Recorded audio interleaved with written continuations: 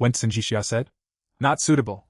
The waiter was just bringing a plate of squirrel-shaped mandarin fish to the table. The sweet and sour sauce on the fish was still bubbling, and her voice was just loud enough for me and Aunt Jiang, who was sitting between us, to hear clearly. Mr. Lu, you're fine in every way, but I don't think we're quite right for each other. After saying that, she moved her cup a little closer to herself. It was a very small movement.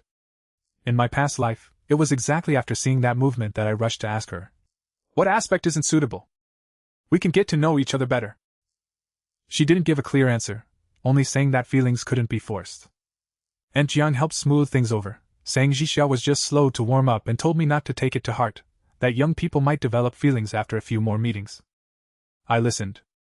I kept sending flowers, inviting her to meals, picking her up from work, running around when her mother was hospitalized for checkups, and helping find connections when her brother Tsinjun needed money to start a business. 8 months later, she agreed to be with me. A year and a half after that, we got married. 5 years later, she showed me the appointment letter for a transfer to Hangzhou and told me, you can do engineering work anywhere, so why not just come with me? At that time, I had just handed off 2 of our company's core clients, all to free up time to deal with the more than 1 million yuan in bad debts Tsinjun had left behind. I asked her why she always assumed I could compromise. She frowned and said, because you used to be able to understand. That night, I drove away from home, and the rain smeared the lights on the overpass into a blur. All I remember was the sudden brake lights ahead, and the dull pain of the steering wheel hitting my chest. When I opened my eyes again, it was when that fish was being brought to the table. Aunt Jiang was still waiting for my response. Xinjixia was also looking at me. Her features were calm, with a hint of relief in her expression, as if she had already said what she needed to say gracefully, and now all that was left was for me to accept it gracefully. I picked up my phone and called the waiter over. I'll pay for this table. Aunt Jiang was startled. Wen Chuan, we've barely eaten anything. The dishes are all here, don't waste them. I scanned the code to pay, stood up, and pushed my chair back under the table. Then I raised my teacup toward Aunt Jiang. Aunt Jiang, thank you for going to all this trouble for my sake. And thank you for all the effort you've put in with my mother. I appreciate it. Aunt Jiang's mouth opened slightly, as if she didn't understand why I was suddenly thanking her. In my past life, I didn't thank her. In the years that followed, whenever Xinjixia and I had conflicts, Aunt Jiang would always say, you pursued her so seriously back then, so why have you lost patience now that you're married? As if actively pursuing someone meant signing a contract for permanent concession. In this life, I settled that debt of gratitude first. I turned to Xinjixia. I understand what you mean. Let's just treat this meal as a meeting, and I wish you all the best. She hadn't expected me to end it so directly. Her fingers paused on the rim of her cup. Mr. Lu, I'm not saying you're not good. I know. It's just that we might not be suited for that kind of relationship. I also understood that. I didn't put on a cold face, nor did I deliberately act nonchalant. I just picked up my jacket from the back of the chair and said calmly, let's leave it at that. No need to explain further. When I walked out of the restaurant, it had just stopped raining. The street glistened as if it had been wiped clean, and rush hour traffic was backed up at the intersection. I stood under the eaves, smelling the damp earth, but my chest didn't have that embarrassed feeling of being rejected that I'd had in my past life. My phone soon buzzed. My mother, Lu Yilan, sent a message. How did it go? Isn't Jixia prettier than her photos? Aunt Jiang said she's a very steady girl, so don't be too blunt when you talk. I stared at those words and thought of the 3rd year of my past life marriage, when she sat in my kitchen and lowered her voice to advise me. Tsinjun is young, it's normal for him to make mistakes in business. You're his brother-in-law, so helping out isn't out of line. That time, I took out the 400,000 I had set aside to expand the company's equipment. 6 months later, Tsinjun's shop closed. My mother only said, money can be earned again. Don't hurt the family over it. Rainwater dripped from the eaves and landed just in front of my shoe. I replied to her. She said we're not suitable, and it's over. As soon as the message was sent, Aunt Jiang's call came through. Wen Chuan, don't leave in such a hurry. Jixia is just straightforward, she's not saying there's no chance at all. Come back, let's sit a little longer. I glanced through the restaurant's glass window. Xinjixia was still sitting in her seat, not eating. Aunt Jiang stood by the table, phone in hand, gesturing toward the door with her other hand. I looked away. Aunt Jiang, no need. Child, you can't decide everything on a first meeting. Men should be a little more proactive. She's already clearly expressed that she doesn't want to continue, and I respect that. But she just wants to see your attitude. I held the phone and paused for 2 seconds. In my past life, I took that as hope. In this life, I only found it absurd. Testing attitudes with a rejection isn't for me. There was silence on the other end. I continued. I've already paid for the meal. Take your time eating. There's no need to arrange anything else for us. After hanging up, I walked along the street toward the parking lot. Just as I reached my car, Tsinjixia came running out of the restaurant. Her high heels clicked on the wet ground, sounding a little hurried. Lu Wenchuan. That was the first time tonight she had called my full name. I turned around. She stood about 2 meters away, as if she had chased after me on impulse but didn't know what to say. Aunt Jiang said you're angry? I'm not. Then why did you leave so fast? You said we're not suitable. What would I stay for? She was stumped. After a moment, she bit her lip. At least you could have finished the meal. I opened the car door but stopped. Tsinjixia, after you reject someone, do you still expect them to stay and eat with you? The composure on her face finally cracked. I didn't wait for her answer. I got into the car. Before closing the door, I heard her say, I just think adults don't need to make things so unpleasant. I looked at her through the half-open window. I paid for the meal, said thank you, and wished you well. What part of that is unpleasant? When I got home, my mother was sitting on the sofa waiting for me. On the coffee table were sliced apples and a printed sheet of Tsinjixia's information: height, age, workplace, parents' background, even the school her brother graduated from, all clearly written. In my past life, I thought this showed a serious attitude. Later I realized that the seriousness at matchmaking tables is rarely about getting to know a person. It's about calculating whether a relationship is worth the investment.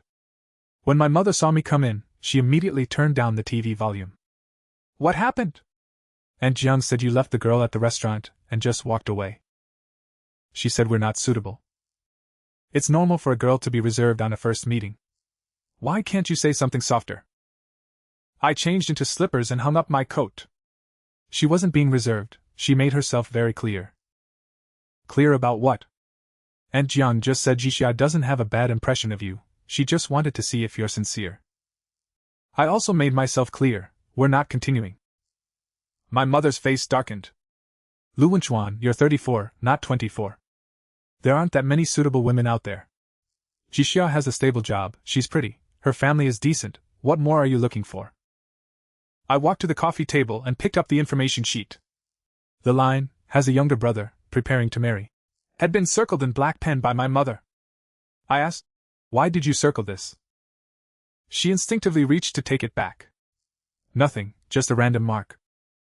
Did Aunt Jiang tell you that her family expects the son-in-law to help support the brother in the future?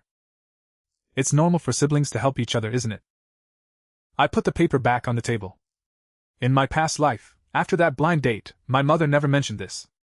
It wasn't until Tsinjixia and I were preparing to marry that her mother, Zhou Huiqin, brought up at a dinner that Tsinjun wanted to open a wedding planning studio and hoped we could lend him 300,000.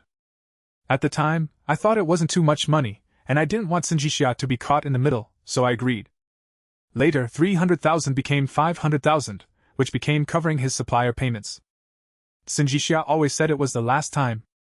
And I always believed her. Mom, from now on, don't promise anything on my behalf in my matchmaking. Lu Yulan's eyes flickered. What did I promise? House, savings, who to help after marriage, none of that. And Jiang was just asking casually. Besides, you'll have to replace that old house sooner or later. It's normal to put both names on it after marriage. That's my premarital property. When you marry a wife, why distinguish between yours and mine? I laughed. In my past life, I was pushed by that very sentence into selling my small premarital apartment. The new house had both names on it, but 90% of the down payment came from me. When we divided assets during the divorce, Tsinjixia said she didn't want to take advantage, but legally it was joint property. She wasn't wrong. I was the one who signed. No one held a knife to my throat. I sat down at the other end of the sofa. I'm not selling that house. Then you're not getting married? Getting married and selling a house are not the same thing. Don't take your frustration from today out on me. I didn't argue further. Some things, the more you explain, the more they get dismissed as emotion. In my past life, I spent years explaining my difficulties, only for everyone to remember that I had a bad temper. I stood up. I'll move back to my own place tomorrow. Lu Yulan looked up sharply. I'd been working late most nights, so for the past 2 years I'd mostly stayed with her. The old place was far from the office and had been sitting empty. In my past life, precisely because it was empty, she kept urging me to sell it, saying it was a waste. For no reason, why move? To be closer to work, and more convenient. Your place adds 20 minutes to your commute. Then I'll get up 20 minutes earlier. I went back to my room to pack. As soon as I opened the suitcase, Jian sent another voice message. Wen Chuan, Qixia just asked me if you're not interested in her at all. I said of course you are, you're just shy. Send her a message tomorrow, don't let the girl lose face. I listened, put the phone on the bed, and didn't reply. 10 minutes later, a friend request from Qixia appeared on my screen. The verification message was only one line. I'd like to explain today's situation. In my past life, that friend request came the morning after the blind date. She said then that Aunt Jiang thought we could start as friends, and she didn't want to disappoint the elder. I read that sentence over a dozen times, convinced I'd found an opening. Now I clicked decline. In the reason field, I typed only 6 words. No need to explain. Thank you. The next morning, I left with my suitcase. My mother wasn't up yet, but there was a bowl of cold congee on the table. Under the bowl was a note. Come back early tonight. Aunt Jiang has arranged dinner with Qixia's family. I folded the note and set it aside. After leaving, I called my business partner, Feng Qiming. He answered quickly. Did the sun rise from the west? Mr. Lu calling at 6:30.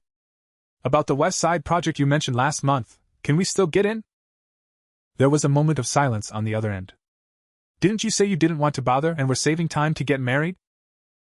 In my past life, I turned down the West Side project.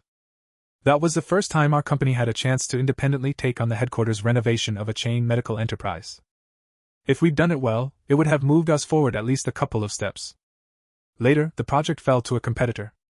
3 years later, to cover Jun's debt, I had to humbly approach that company for odd repair jobs, and the person in charge only said, Mr. Lu didn't think our small projects were worth your time back then. Now how come you have time? I opened the car door. I'm not saving it anymore. Saving what? Giving way to a marriage that hasn't even started. Feng Qiming laughed on the other end. What got into you last night? I sat in the car and looked at myself in the rearview mirror. 34 years old, without the deep lines of my past life, and my hair hadn't turned gray from sleepless nights. I started the engine. Just had a little lesson. The client for the West Side project was Xiao's company. That information came from Feng Qiming at the project kickoff meeting. Herui Medical is consolidating 3 offices into 1 new headquarters, budget 24 million. The procurement lead is in charge, and I hear the person in charge is surnamed Sun. He pushed the materials toward me and stared for 2 seconds. It can't be that coincidental, can it? I opened the tender documents. The project contact on the first page read, Xia. It's exactly that coincidental. Feng Qiming knew about my blind date last night but didn't know the woman's name. He leaned back in his chair with an amused expression. So are you still bidding? Why not? Aren't you worried about awkwardness? She's the client, I'm the contractor. As long as she's not awkward, I'm fine. Feng Qiming rubbed his chin. She just rejected you, and now you're going to earn money from her company. Mr. Lu, your recovery speed is impressive. I closed the tender documents. Don't frame normal work as revenge. Our company needs this project. It's not like we just started needing it today. We were in our 6th year. The books looked decent, but we'd been stuck in a middling position. Small projects had thin margins. Large ones required upfront capital. Our core construction team was willing to stay, but equipment, warehousing, and supply chains all needed upgrades. In my past life, Feng Qiming proposed each of us put in another 1.5 million to secure the new West Side warehouse. To keep funds for marriage, I only put in 300,000. He didn't blame me, but he had to scale down the plan. 2 years later, Feng Qiming accepted an offer from another company, and our partnership gradually dissolved. I'd always thought marriage dragged down my career. Only before I died did I understand, it wasn't that marriage forced me to give up. It was that I was used to cutting off a piece of myself before any conflict arose. I went to the bank and withdrew the time deposit I'd set aside for a new house. 1.2 million. Combined with liquid funds, I put 1.5 million into the company, keeping the rest as a reserve. Our accountant, Fan Yen, saw the transfer voucher and came to my office. She was 40, had joined in the company's second year, and was quicker with numbers than with words. She never spared the boss's pride. Are you sure this isn't a spur-of-the-moment decision? Contractual capital increase, not a loan. Does your mother know? Why should she know before I decide how to spend my own money? Fan Yen held her folder and looked at me for a moment. Every time you moved more than 200,000 before, you'd ask her first. Bad habit from before. Then let me remind you, the West Side warehouse is a 5-year lease. Even if we don't win the project, we still pay rent. Expanding the company isn't a recreational activity to escape matchmaking. I know. Fan Yen nodded. Good. A breakup can be drowned in alcohol, but don't go crazy with financial statements. She turned and left, just as Feng Qiming walked in. He placed a cup of coffee on my desk. I saw the capital increase agreement. Any problem? No problem, just a little unaccustomed. Unaccustomed to what? Before, you always had to consider whether your future wife would be happy before making a decision. Now you don't even know where your future wife is, yet you're moving forward. I took a sip of coffee. Before I have a wife, I'll first figure myself out. That afternoon, we submitted the pre-qualification documents to Hooray Medical. At 7 that evening, just as I was coming out of the warehouse, Aunt Zhang's car pulled up at the company gate. She rolled down the window and called out. Wenchuan, get in, Andy wants to talk to you. I didn't get in. I stood by the roadside waiting for her to speak. Aunt Zhang had to get out of the car. Your mother said you moved out. Is that really necessary? Just because a match didn't work out, you don't have to take it out on your family. I moved back to my own place. It's not taking anything out. Jixia was just listening to her mother yesterday, trying to be cautious. She's not a bad catch, many people are interested in her. She couldn't act too eager on a first meeting. So she said we're not suitable. That was just a test. And Jian, are testing and rejecting the same thing? She frowned at my question. When it comes to young people's feelings, you can't just take words at face value. If she really had no interest, why would she later add you on WeChat? To prove her rejection wasn't really a rejection? Why are you being so difficult? I glanced at the time. Did you come just to get me to add her? Tomorrow night, both families are having dinner together. Jixia has agreed to come too? Do me a favor. I have work. Work can wait, when can it? I looked at her. In my past life, I'd lost count of how many times I cancelled plans for that very line. Sin Jixia had an upset stomach, so I cancelled a client dinner. Her parents came to town, so I cancelled a team gathering. Sin Jun's wedding date changed, so I cancelled a business trip I'd already booked. Every time someone said, work can wait. But later, when projects were lost and clients left, no one compensated me for those losses. Tomorrow night is the bid preparation meeting. Aunt Jiang paused. What bid? Hooray Medical Headquarters renovation. She obviously knew Sin Jixia's employer. Her surprise quickly turned into another expression. Perfect timing, isn't it? You and Jixia could even look out for each other at work. She's the procurement lead, I'm a bidder. We should avoid any appearance of favoritism. Why avoid it? If you two end up as family. There is no end up. I didn't cut her off harshly, but Aunt John's face fell. Wenchuan, are you deliberately being difficult? The girl is willing to see you again, what more do you want her to do? She doesn't need to do anything. What does that mean? She already made her choice, and I accepted it. You don't need to arrange anything else for us. With that, I turned and walked back toward the company. Aunt Jiang called after me. Lu Wenchuan, don't regret this. A catch like Jixia, you might not find another. I turned back and smiled. Aunt Jiang, thank you for introducing us, I truly appreciate it. As for regret or not, I'll bear it myself. After passing the pre-qualification, Hooray Medical organized the first site visit. When I arrived at the new headquarters with my design manager and cost controller, Sin Jixia was already standing in the lobby. She wore a light gray suit, hair tied up, holding the project checklist.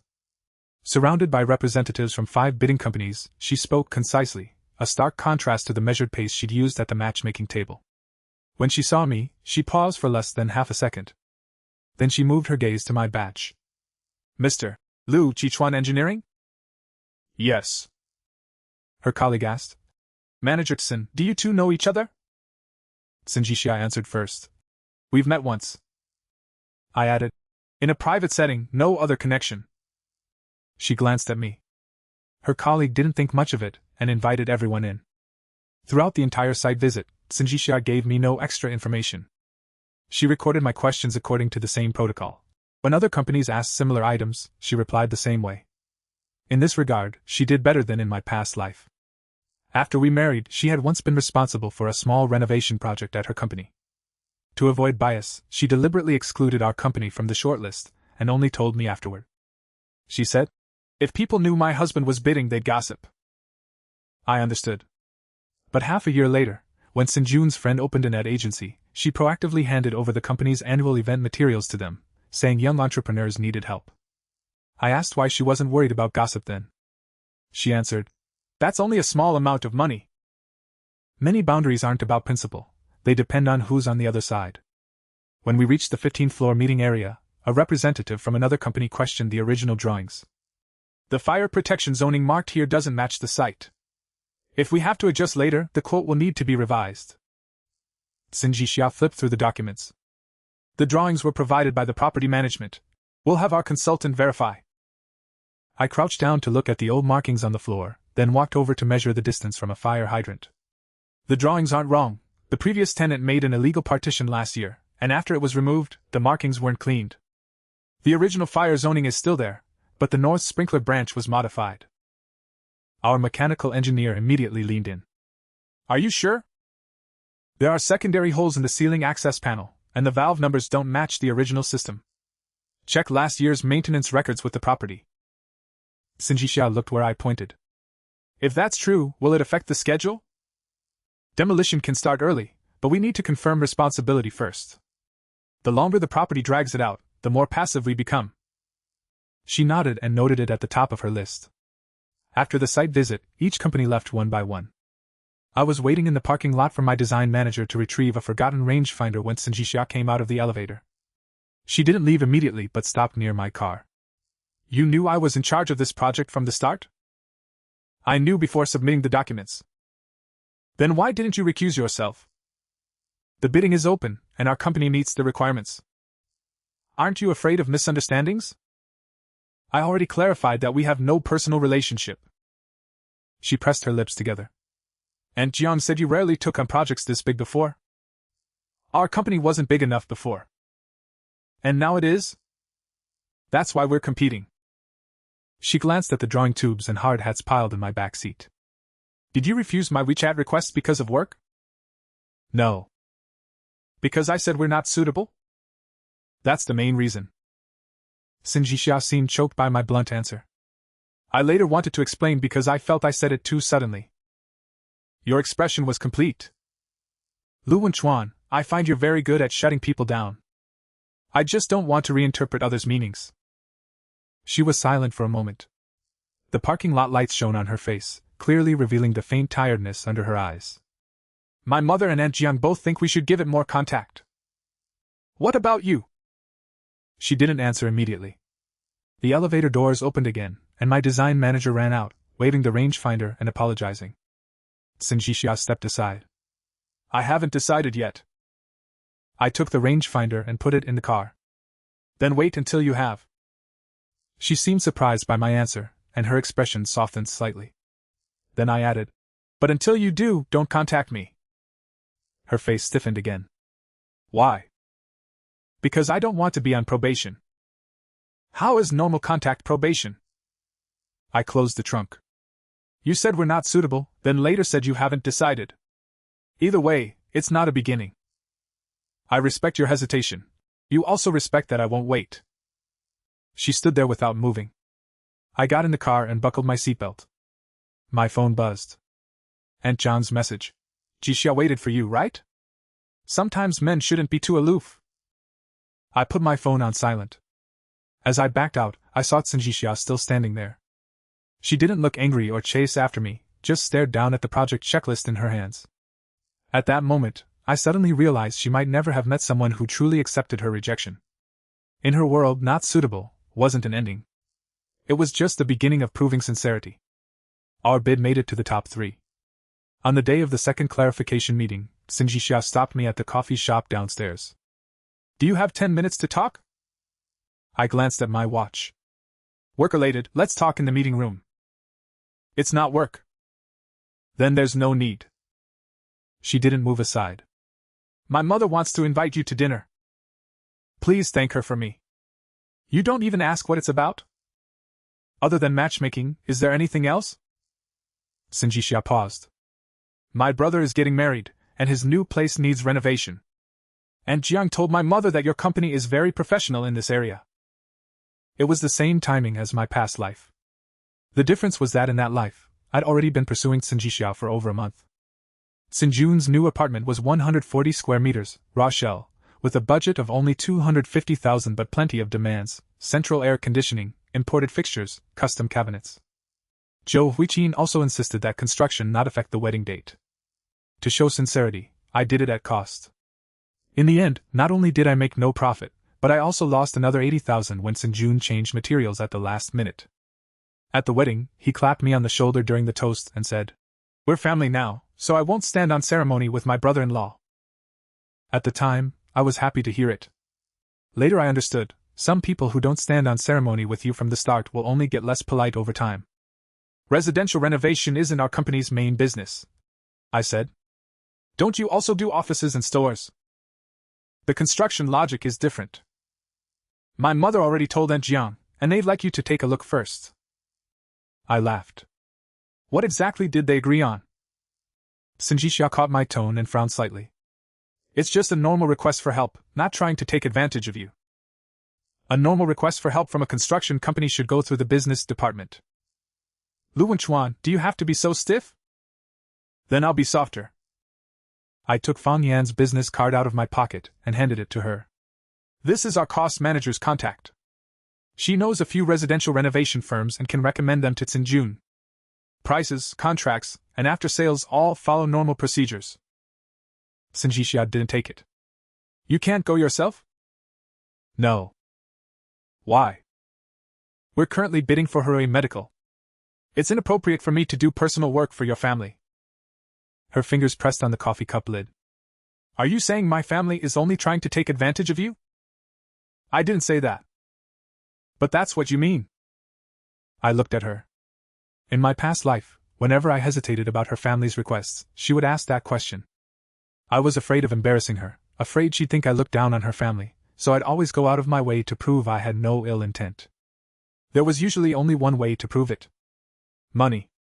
Tsinjixia, I'm just refusing something that isn't my business. You don't need to blow it up into a judgment of your entire family. The displeasure on her face didn't fade. Even a friend helping out, does it have to be calculated so clearly? Are we friends? She was momentarily stumped. At least we know each other. Then recommending a professional company is already help. But Aunt Jiang said you used to be very warm. Which day was that before?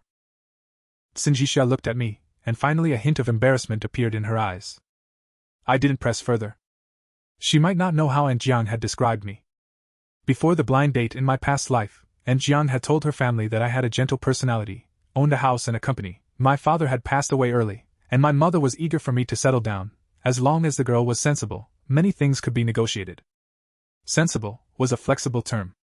To my mother, it meant not squabbling with the wife. To Zhou Huiqin, it meant the daughter should take care of her own family. To me, it meant filling holes on both sides. Tsinjixia finally took the business card. I'll pass it to Tsinjun. Good. If he mentions your name, will it affect the quote? Yes. She looked up. What do you mean? It affects their judgment. With a referral, some firms might quote lower, others might intentionally inflate because they think it's a sure thing. Tell him to just say he got the contacts through normal channels. Tsinjixia sneered. You've thought of everything. In construction, you become thorough after taking losses. She put the card in her bag and turned away. That evening, Fan Yen sent me a screenshot of a chat. After Tsinjun added her, his first message was, "Hello Manager Fang, I'm Tsinjisha's brother Mr. Lu's future brother-in-law." Fan Yen asked me, "Is this future part of the company's strategic plan, or is it just his own prediction?" I stared at that line for a moment. Then I replied, "Just a normal referral. Don't give a quote, and don't vouch for me." Within half an hour, Tsinjun called. "Brother Lu, my sister might not have explained clearly. I need this renovation done by the end of October, and I'd feel more comfortable with someone I know doing it. I don't do residential work. Don't be so formal. And Jiang already said you and my sister are just having a small tiff." "We didn't have a tiff." "Then you haven't made a move yet. A man should be proactive. My sister is just stubborn with her words." I heard someone in the background, like Zhou Huiqing, reminding him to put it on speaker. Tsinjun continued, "Don't worry about the budget, I'm not trying to stop you from making money. For a normal 250,000 job, I'll give you 220,000. Everyone saves a little." I leaned back in my chair. "Tsinjun." "Yes?" "That's not letting me make money." "What is it then?" "That's asking me to put in 150,000 of my own and then lose another 70,000. There was a pause on the line. He laughed awkwardly. "Brother Lu, you're joking." "I don't joke about projects." "How about 240,000? If we really become family, there'll be plenty of opportunities." "We won't become family." This silence lasted longer. In the background, I heard Zhou Huiqing's low voice. "What does he mean?" I finished my sentence. "Let Manager Fang recommend a renovation firm. As for you and your sister, she already clearly rejected me, and I've accepted it. Don't use that kind of address again." Tsinjun's tone changed. "Just because my sister rejected you, you hold a grudge? That has nothing to do with grudges. You won't even help with a renovation, how sincere can your pursuit be?" I suddenly laughed. In my past life, it turned out everyone assumed that my sincerity in pursuing Tsinjixia should be audited by her entire family. "I'm not pursuing her." With that, I hung up. A few minutes later, Tsinjixia sent a text. "Did you have to make Tsinjun lose so much face?"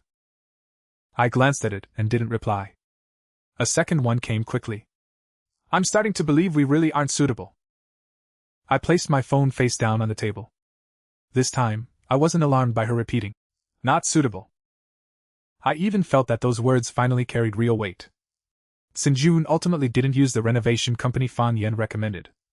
He went with a construction crew introduced by his fiancée's cousin, who quoted 190,000, nearly 30% below market price. Less than a week after signing, Fan Yen dropped a material list on my desk. "Your future brother-in-law sent this, asking if these brands are okay." I looked up at her. "Why is he still contacting you?" "He thinks you're hard to deal with, and I seem more like someone who can make decisions." "Did you reply?" "I did. I told him 2 of them are white label products with fake test reports." Fan Yen pulled out a chair and sat down. "The crew asked him to pay 70% upfront, saying the materials were already ordered. Are you going to step in?" "He's an adult." "So you're not stepping in?" "Explain the risks clearly. He makes the decision." Fan Yen nodded, but before leaving, she asked, "You don't have a grudge against that girl, do you?" "No." "Then you handled this well." "That doesn't sound like a compliment." "It wasn't." That afternoon, Tsinjun showed up at the office. He wore a printed shirt and was still on the phone when he walked in, his tone aggressive. "Stop work for now, I'll have someone review the contract." "Who said I wouldn't pay? Why should I pay if the materials are defective?" After hanging up, he plopped down in my office. "Brother Lu, that company really has issues. Fan Yen already told you. They already knocked down a wall, and now they say if we stop, they'll charge a 20% penalty. Did you bring the contract?" He handed it over immediately. I didn't handle it myself but had our legal counsel review the key clauses. The contract was poorly drafted, and the so-called penalty wasn't clearly defined, but the crew was clearly banking on a typical homeowner avoiding trouble.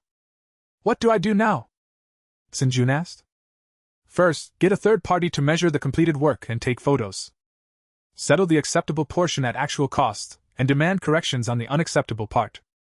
Don't argue verbally, put everything in writing." Can you send someone with me? Yes, but it will be charged as a consulting service.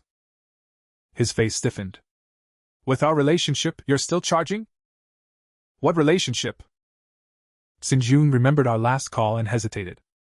Even for a regular friend, you don't have to be so cold. Our employees' time costs money. You don't have to hire us. He looked down at the contract and said nothing. After a few minutes, he asked, How much? Fan Yen quoted 2,800 for half a day's work. Sinjun transferred the money on the spot. When our engineer accompanied him to the site, they found the crew had not only used substandard water pipes but had also chiseled away part of a structural column. Things were worse than expected. This time, Sinjun didn't act tough. He followed the engineer's advice to stop work, hired a licensed team to fix the damage, and ended up spending an extra 60,000, delaying the wedding. Zhou Huiqin resented me even more for it. She called Aunt Jiang, saying I'd known from the start that the company had problems, but deliberately didn't spell it out, just waiting to see Sinjun make a fool of himself. Aunt Jiang came to advise me. Wenchuan, since you were already helping, why not just take it on from the start? Now more money is spent, the wedding is delayed, and Jixia is caught in the middle. How uncomfortable for her. I warned him. What good is a warning? Sinjun is young, he doesn't understand these things. He's 30, not young anymore. If he understood, what would he need you as an older brother for? I'm not his older brother. Aunt Jiang sighed. You're still hung up on Jixia's rejection, it makes you look petty. I didn't argue. Soon after, Herui Medical announced the second round results. Our company ranked first overall. The project moved into commercial negotiation, and Sinjixia's procurement team would participate in cost review. On the night the results were released, she called me. After I answered, she first asked, Is it convenient to talk? Yes. Thank you for Sinjun's renovation. He paid for the service. That money doesn't cover the risk your team took. Our engineer did his job, he didn't take on risk for him. She was quiet for a moment. My mother said some harsh things. Don't take them to heart. She didn't say them to me. She said them to Aunt Jiang. Then they weren't said to me. Sinjixia let out a soft sigh. No matter what anyone says, you always find a way to deflect it. I couldn't before. Why can you now? I walked to the office window. The new warehouse downstairs was having its sign installed, with workers adjusting the angle on a lift. Feng Qiming was gesturing below, and Fan Yen was chasing him to sign documents. Maybe because I've taken losses before. Romantic losses? Both. She didn't press further. After a moment, she said, During the commercial negotiations, I'll recuse myself. That's not necessary. I don't want people to gossip. Just follow your company's policy. Recuse if required. If not, don't compromise your work just to prove you're clean. You don't mind? I only mind if the process is unfair. Sinjixia said softly. You're different from what I imagined. What did you imagine? Aunt Jiang said you're easygoing, family-oriented, and willing to take care of others. Those aren't wrong. But you don't seem easygoing at all. I laughed. Being easygoing and having no principles aren't the same thing. She also laughed softly. That was the first time since we met that we talked like two ordinary people, without Aunt Jiang, parents, or matchmaking agendas. But that lightness didn't last long. Sinjixia suddenly asked, If I hadn't said not suitable that day, would we already be seeing each other? I looked at the lights below. Yes. She seemed surprised I admitted it. And now? Now you've already said it. Can't people change their minds? They can. I paused. But people who change their minds should first state their new position clearly. After the commercial negotiations, Herui Medical decided to adopt our proposal. There was a 10-day public notice period before signing. On Friday evening, Sinjixia sent a message. Do you have time for lunch tomorrow? Just the two of us. This time, I accepted her friend request. The next day, she chose a simple clay pot restaurant not far from my office. No flowers, no matchmaker, no pre-written questions from either family. She wore a white t-shirt and jeans and arrived 10 minutes early. When she saw me come in, she slid the menu over. I don't know what you like. Anything is fine. That day at the matchmaking, you barely touched your chopsticks. I thought you didn't like Jiangsu cuisine. I didn't have an appetite that day. Because I rejected you? Because that fish was too sweet. She blinked, then laughed. I ended up eating half of it by myself later. What about Aunt Jiang? She was busy calling you, so she didn't eat much. After we ordered, she placed her phone face down on the table.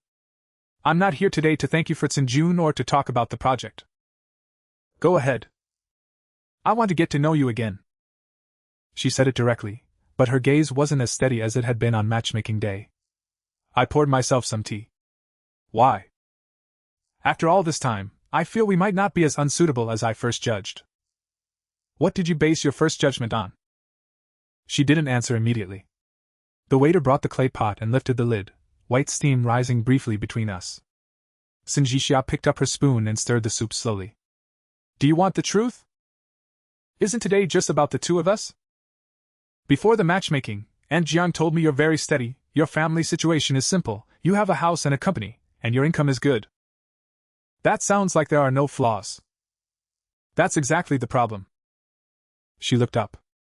I've met quite a few decent matchmaking prospects.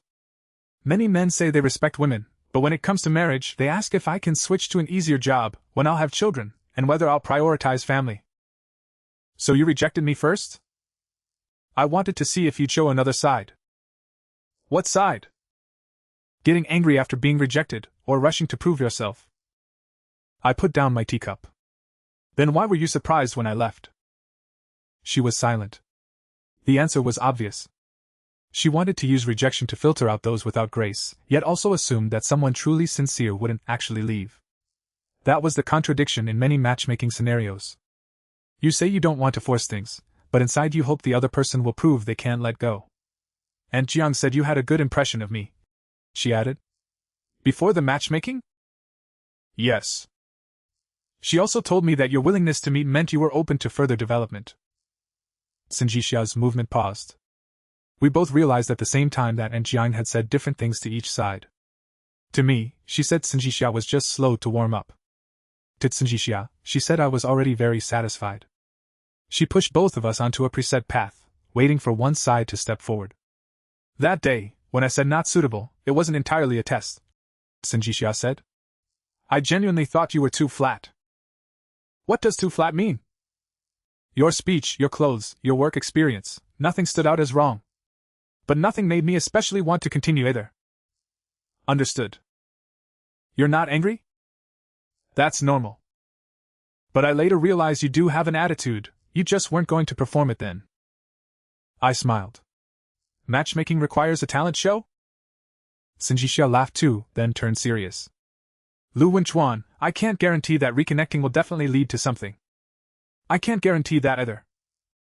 Then are you willing? I didn't answer right away. Many images from my past life emerged through the steam from the clay pot. She leaned on my shoulder at the wedding, saying we'd have a good life together. She stayed up 3 nights when her father was hospitalized, and I kept watch in the hallway. She'd also given me her bonus when I was short on funds, though later that money was borrowed by Zhou Huiqin. She wasn't purely selfish. She was just too used to passing her own difficulties to the closest person. And I was too used to proving I was worthy of love by carrying those burdens. This time, I didn't want to kill all possibilities just because I knew the ending. But I also didn't want to repeat my past life. We can get to know each other, I said. A glimmer of light appeared in Sinjixia's eyes. I added, but there are a few conditions. Go ahead. Don't let Aunt Jiang relay messages. Don't let either family push us forward. And don't test my attitude with rejection or coldness. She held her spoon, listening carefully. Anything else? Say things face to face. If you say not suitable, I'll take it as not suitable. If you need help, state the need and the cost clearly. That sounds like a cooperation agreement. It saves more trouble than mind reading. Sinjixia thought for a moment. Then I have conditions too. Okay. You can't treat everything as a transaction just because you're afraid of getting the short end. That sentence made me pause for a few seconds. In my past life, I had no boundaries. After starting over, I might indeed be swinging to the other extreme, seeing any request as a cost, and any approach as having an agenda. I nodded. That's reasonable. She raised her teacup. So we're starting over? Yes. The cups clinked softly. Sinjishia didn't mention feelings or ask if I still liked her. She just picked up a piece of pork rib and put it in the small dish in front of me. This place isn't Jiangsu cuisine, so it shouldn't be too sweet. I looked at that rib. You don't need to take care of me. I know. She withdrew her chopsticks. I wanted to. Our first real date was at a market renovated from an old factory. I chose the spot. Sinjishia stood under the rusty steel beams, looking at the cafes converted from old workshops, and asked, when engineers go on dates, can't they get away from construction sites? At least there are no hard hats here. You've been staring at their ceiling for 3 minutes. Occupational habit. She followed my gaze upward. What's the problem? The light strip finishing is average. I can't tell at all. So you're better at enjoying life, and I'm better at finding faults. She laughed and bought 2 iced coffees. Things went more smoothly than I'd expected. Without Aunt Jiang in between reminding me to be proactive, and without both families pushing for updates, we could finally talk about things that truly belonged to us. After college, Sinjishia joined her medical, working from administrative assistant to procurement manager. She excelled at handling chaotic processes and hated last-minute changes. Her family wasn't well off growing up. Zhou Huiqin had run a clothing store that lost money, so she had an almost stubborn pursuit of stability. Sinjun was 5 years younger and had been trouble since school. She'd attended parent-teacher conferences for him, covered his living expenses, and grown used to filling gaps before her mother even asked. I asked her, aren't you tired? She drank her coffee and said, I'm used to it. Those 3 words made my heart sink. In my past life, I always said I was used to it too. 2 people who are both used to carrying burdens might not necessarily understand each other better. They might just look for someone who carries even more than they do. I didn't say that out loud. She rarely asked about my past relationships either. In her view, I'd never been married and had only 2 short relationships. The 5-year marriage that occupied my memory was known only to me. This asymmetry sometimes made me feel guilty. She was sincerely getting to know a new person, while I remembered all her worst moments. But those memories also let me see details I'd overlooked in my past life. For example, she never chased brands but was willing to buy a good air conditioner for her parents. No matter how busy she was, she always remembered to get a birthday cake for the company cleaning lady. She wasn't incapable of giving. It was just that her sense of responsibility to her family had no boundaries, and I had willingly placed myself in that bottomless pit. A month into dating, Zhou Huiqin learned about our progress. The news didn't come from Sinjishia, and Jiang heard it from my mother and passed it on. Zhou Huiqin immediately asked Sinjishia to bring me home for dinner. She refused. It's still early. Early? It's been 2 months since your first matchmaking, Zhou Huiqin said on the phone. Xiao Lu is a good catch. I'm not asking him to do anything, just a meal. Sinjishia had the call on speaker. I was waiting downstairs at her place. Didn't you already have him ask Sinjun about the renovation last time? Isn't that doing something? Did he end up doing it? Not getting it done and not thinking about it are 2 different things. There was a pause on the other end. Zhou Huiqin's tone turned aggrieved. Who am I doing all this for? If Sinjun's wedding is presentable, you'll have more face in your husband's family. Sinjishia leaned back in the passenger seat and rubbed her brow. My face doesn't depend on how good his house looks. Now that you're with Xiao Lu, you look down on your family? I don't. If you don't, come home this weekend and bring him. Your father wants to meet him too. After the call, the car was quiet for a long time. I asked, do you want to go? Sinjishia looked at me. Are you willing? These are your family members, you decide.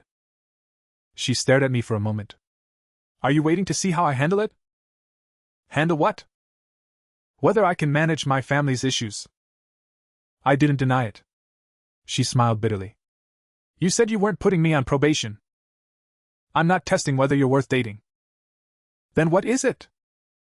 Judging whether, when facing the same issue, we'll both push responsibility onto the other. She turned to look out the window.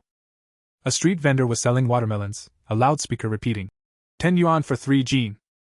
She watched for a long time before saying quietly, You're very afraid my family will drag you down. Yes. The answer was too direct. She turned back to look at me. Couldn't you have put it more gently? I could. Then why didn't you? Because if I'm gentle about this, it'll become a misunderstanding later. She wasn't angry. After a moment, she said, "Then we won't go this weekend. Your father wants to meet me. Some other time. If I bring you back now, they'll only think we're already talking about marriage." She unbuckled her seatbelt. Before getting out, she suddenly asked, "When are you planning to talk about the future?" "You?" I asked first. "When we can live the present clearly." Sinjixia opened the door and stood outside, looking at me. "Lu Wenchuan, you're actually even better at stalling than I am." I didn't argue. In this life, I no longer chased after outcomes. But I also knew that caution alone couldn't build any relationship. After the Harui medical project officially started, I was swamped for 3 full weeks. Sinjixia voluntarily reduced contact. Not out of coldness, but to avoid suspicion. She kept all work communication in the project group, and site issues were handled by the project manager.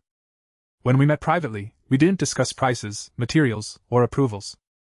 This sense of proportion made me comfortable, and it also made me admit for the first time that she was indeed changing. The real problem came from my mother. Without telling me, Lu Yulan took Aunt Jiang to see my old apartment. The property manager called while I was in a site meeting. "Mr. Lu, your mother said she's planning to sell the place and asked us to let an agent take photos. We need your confirmation." I paused the meeting and stepped into the hallway. "The house isn't for sale. So we won't let the agent in." "Don't." I called Lu Yulan. She answered quickly, still excited. "You found out? I just had an agent check the price. I'm not selling it right away." "Where did you get the keys?" "The spare key you left with me." "Give it back." Her tone turned unhappy at once. "I'm your mother, what's wrong with me having a key? You have no right to bring people in to take photos. The house is sitting empty anyway. Jixia's family has a good impression of you now. If marriage really comes up, we need to be prepared." "Who told you we're talking about marriage?" "Aunt Jiang did." "You've been dating for over a month, can you just keep playing around?" "I'm not playing." "Then you're heading toward marriage, aren't you? Sell that small place, add my savings, and you'll have over 2 million for a down payment. Jixia works at Hurry Medical with a high housing fund, you two could buy a decent place together." I gripped the phone tightly. In my past life, the down payment composition was exactly as she described. I sold my house for 1.6 million, my mother added 400,000, and Sinjixia contributed 150,000. But Zhou Huiqin insisted both names go on the title, saying marriage isn't a business deal, and you can't let whoever pays more have the final say. I didn't object then. Now I realized that even before Sinjixia and I truly began, this plan had already been put on the table by the elders. "Mom, I'll say it again, I'm not selling the house." "Then what will you use to get married?" "I don't plan to marry anytime soon." The line went abruptly silent. Then Lu Yulan said in a low, forced voice, "Are you not taking your relationship with Jixia seriously at all?" "I'm getting to know her seriously." "How long will that take?" "You're about to turn 35. She's 31, you can afford to wait, she can't. If she feels she can't wait, she can end it." "How can you say that?" "Because a relationship is between two people, it's not about you agreeing on a plan and then telling us to carry it out." Lu Yulan's breathing grew heavier. "Everything I do is for you. Your father left early, I raised you alone. Now I'm helping you find a wife and arrange a house, how is that wrong?" That sentence silenced me.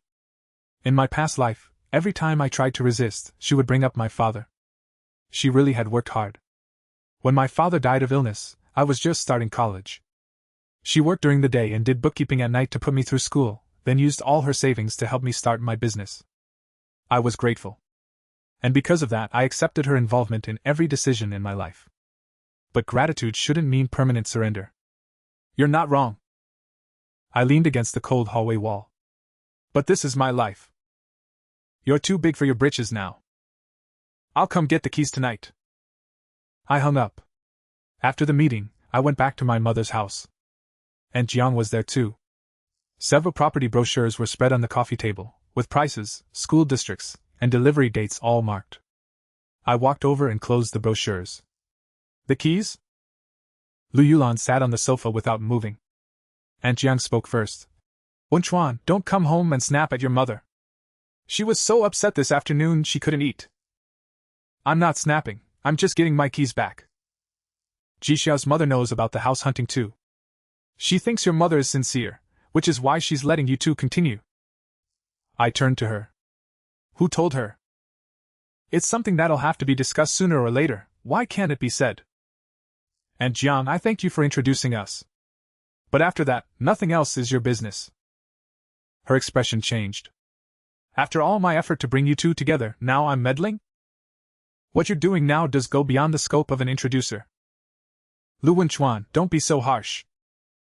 I'm just clarifying the boundaries. Lu Yulan suddenly stood up. You're offending Aunt Jiang for a woman who isn't even in the family yet? Quite the opposite. I looked at the brochures on the table. I'm stopping you from using my house to show her family how sincere I am. Aunt Jiang's expression froze. That subtle reaction didn't escape me. I asked, what else did you say? She avoided my gaze. What could I say? Just wedding arrangements. Did you mention Sinjun? The room fell silent. Lu Yulan hesitated. Jixiao's mother is worried her daughter won't be able to take care of the family after marriage. We said that as long as it's reasonable, we'd help. What's reasonable? Her brother's renovation is over budget, and the wedding needs a new venue.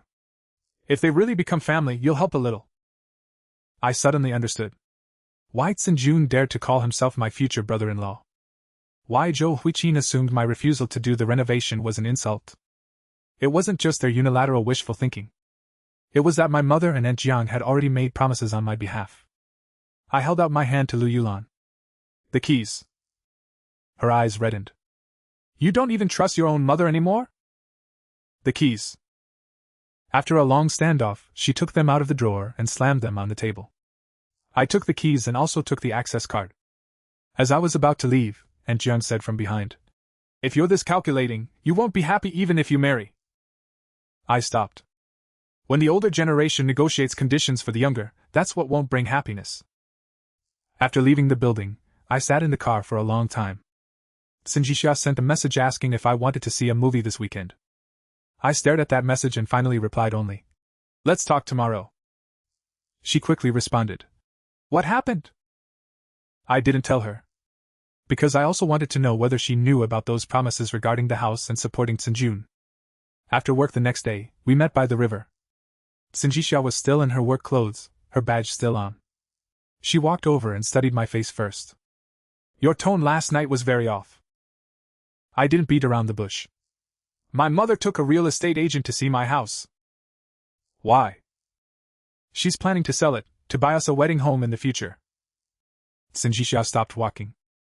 When did we talk about a wedding home? That's why I'm here.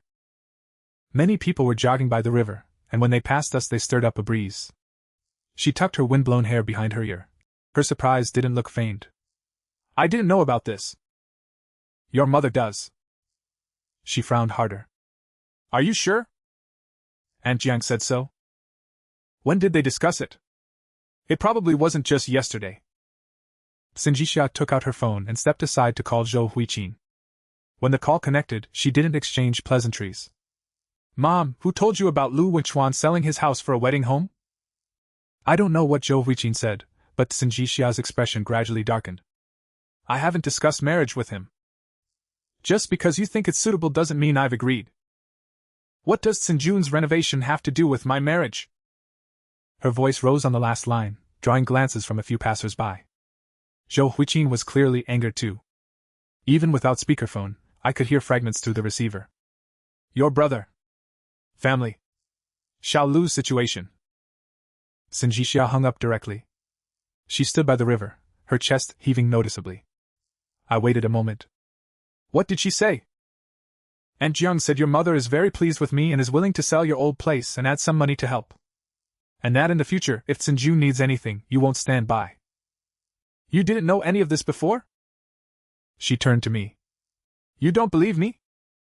I need to confirm. How? By checking my chat history, or having my mother confront me? I didn't say that. But the way you look at me makes me feel like you think I'm scheming with them for your house. Her voice tightened. Lu Wenchuan, my family does have a lot of problems, and my mother is used to making decisions for me. But I haven't discussed your house with anyone, and I definitely haven't agreed to use your money to help Sinjun. I didn't speak. Not because I thought she was lying, but because in my past life, she'd also told me after many things happened that she hadn't known beforehand. Sinjun borrowed money and didn't pay it back, she didn't know. Zhou Huiqin accepted the gold bracelet my mother gave her, she didn't know. Her father told relatives that the new house was bought together by his daughter and son-in-law, she didn't know. But every time after she found out, her response wasn't to correct it, but to ask me to let it go. Not knowing was often just her first step in avoiding responsibility. Sinjixia stared at me for a moment, and gradually calmed down. Have you been through something similar before? My heart tightened. Why do you ask? You're not just doubting this one thing. She pointed at herself. It's like you've already decided that in the future, I'll take their side. The river reflected the lights on the opposite bank, and the wind carried damp moisture. I couldn't tell her that I had indeed seen that future. I just care a lot about boundaries. People who care about boundaries don't assume others are guilty from the start. She was right. Every decision I'd made since being reborn, though seemingly rational, carried the verdict of my past life. Sinjixia hadn't used my money to help Sinjun yet. Hadn't asked me to sell my house. Hadn't forced me to give up the West Side project. She was just a woman who had started getting to know me, still learning to refuse her family's arrangements. I couldn't hold her responsible for choices made in another life. I'm sorry, I said. The guardedness in her eyes didn't disappear immediately. Why are you apologizing? I had no evidence. I shouldn't have directly suspected you of being involved. And? I'll handle my mother and Aunt Zhang's side, and not put the blame on you. She looked at me. I'll handle my family too. Good. We continued walking along the river. After a few dozen meters, she suddenly asked, What if I had known in advance? What would you have done? It would be over. She paused. No discussion? Testing marital sincerity with someone else's property. I can't accept that. Then what if I knew and didn't object? I turned to look at her. She seemed to be asking a hypothetical, or perhaps a deeper question. The same. Sinjixia nodded. I understand. She didn't defend herself or say I was too heartless. After a moment, she took off her badge and put it in her bag. Then let me say something you might not like to hear. Go ahead. What you're showing now isn't maturity. What is it? Fear. She looked ahead, not at me. You're afraid that if you give in once, you'll keep giving in. Afraid that if someone accepts your kindness, they'll eventually take it for granted. You're clamping down on everything in advance because you don't trust yourself to say no later on. That sentence was like a fine needle, landing precisely where I least wanted to admit. In starting over, the first thing I learned was to refuse. But I hadn't yet learned to stay clear-headed while being willing to give. Sinjixia stopped by a bench. No movie today. Okay. We'll both go handle our own families. She walked a few steps, then turned back. Lu Wenchuan. Yeah? I wasn't involved in that. This time I nodded. I believe you. She looked at me for 2 seconds, then turned and walked away. I stood still, my phone buzzing in my pocket. It was my mother. Aunt Jiang said Jixia's mother has already agreed to discuss the wedding this weekend. Have you had enough of acting up? I stared at the screen and felt, for the first time, a genuine chill beneath the absurdity.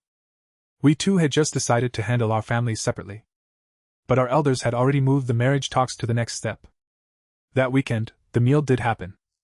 Not to discuss marriage, but to stop them from continuing to do so. Aunt Jiang booked a table at a long-established restaurant. She clearly hadn't taken our words seriously. She'd reserved the largest round table and specifically asked for a Happy Union themed tablecloth. When I entered the private room, Zhou Huiqin was chatting with Lu Yulan over a property brochure. Jixia's office is close to the west side, and Wenchuan's company is also moving that way. Buying around there would be most convenient. Lu Yulan nodded. I think so too. They both have first-time buyer status, so the mortgage pressure won't be too high. Sin Shiming, Sinjixia's father, sat nearby and smiled. No need for a huge place. Young people shouldn't take on too much debt just for face. But Sin Jun immediately chimed in.